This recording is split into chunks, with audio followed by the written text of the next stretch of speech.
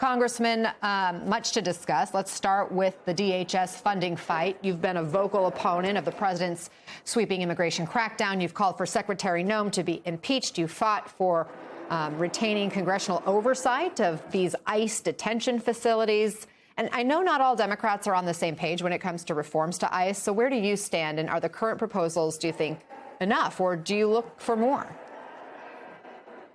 Where I stand is I believe that Congress exists to make sure that laws are enforced, that the executive branch is doing things that protect Americans and make our country better, and that Congress just shouldn't rubber stamp a budget by any president.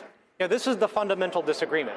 Congressional Republicans believe we should just rubber stamp whatever Donald Trump wants to do. But if that's the case, why the hell should we even be here? Why does Congress even exist? Right? We should all just go home. If that's the case, I believe that what the Constitution says Congress should do is make sure that laws are being enforced, people are being protected, and we're spending money in the ways that Americans want us to spend money. So we just put up the specific bullet points, what we understand of what Democrats, at least senators, have been calling for when it comes to body cameras and losing the masks and requiring judicial warrants and ending those roving patrols and addressing the use of force policies. I'm trying to align them with local police. Would you rubber stamp all of those? Well, we need fundamental reform. This is not about rubber stamping simple reforms. This is about beginning with the end in mind, to pull a phrase from pop literature. We have to actually ask ourselves the questions, what do Americans want and what do Americans deserve? And what they want and what they deserve is a government and a federal law enforcement agency that will go after violent criminals, that will follow the law, and will enforce the law. What they have been given is a rogue, lawless agency that's been built over the last year that is murdering Americans, that is imprisoning people without court hearings, that is deporting citizens and not-citizens alike without counsel, that is creating endless abuses on our streets and in our hometowns, including in Colorado, where you have ICE agents imitating local law enforcement, threatening and intimidating our constituents. Enough is enough. Speaking of that, I know you've been questioning ICE tactics there in Colorado. You sent a letter to Kristi Noem calling for an investigation into reports that Ace of Spades cards with the words ICE Denver Field Office were found on vehicles of immigrants who've been detained.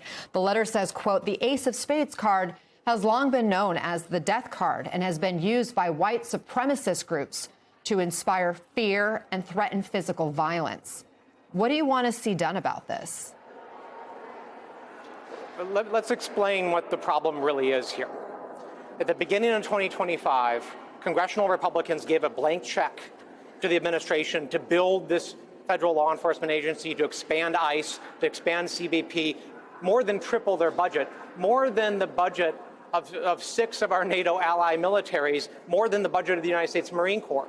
They have hired people without background checks. They have hired people without training. They have no standards for the use of force. They have created a law enforcement agency that's filled with people that want to abuse our communities. So what we're seeing is actually a feature, not a bug, of that system. So we have to start from the ground up.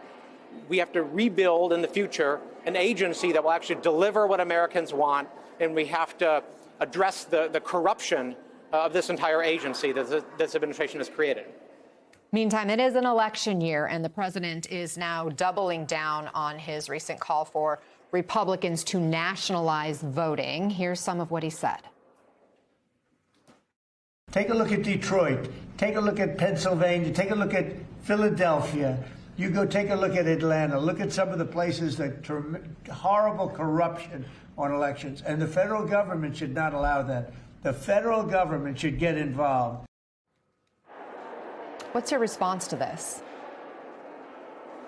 Well, it's a lie. Judges in courts, Republican and Democratic appointed judges, have said it's a lie. There's no evidence of it. Donald Trump is infatuated with going back in time and rewriting history to show that he somehow won in 2020. He didn't, right? He's now sending FBI agents down to Georgia. We have the Director of National Intelligence, Tulsi Gabbard, popping up in election offices around the country. We are in a very dangerous time. So we have to be vigilant. We have to make sure we're erecting guardrails. That's why I'm running around the country recruiting candidates, the next generation of servant leaders to step up and win elections. We need Americans to be vigilant, to make sure that we are supporting our county clerks and our secretaries of state who are trying to do the right thing and obey the law and make sure that our elections are free and fair.